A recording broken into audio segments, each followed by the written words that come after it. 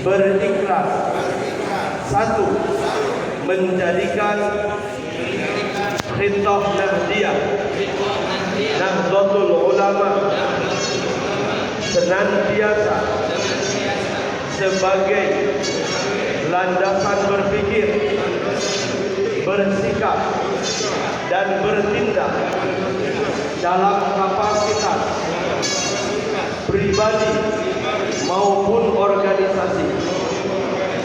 2.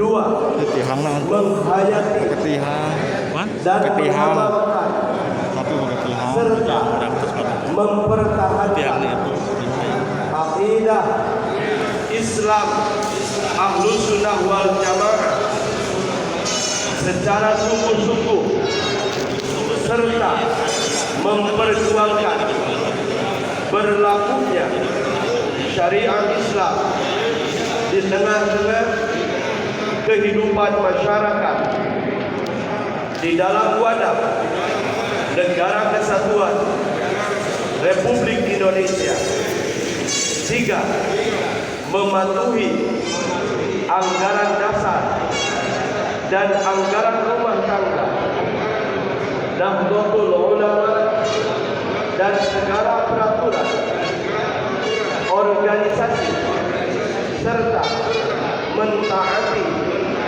fatwa para ulama untuk kepentingan bangsa dan negara.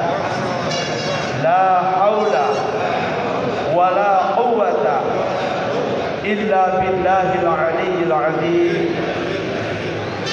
Walhamdulillahirabbil alamin.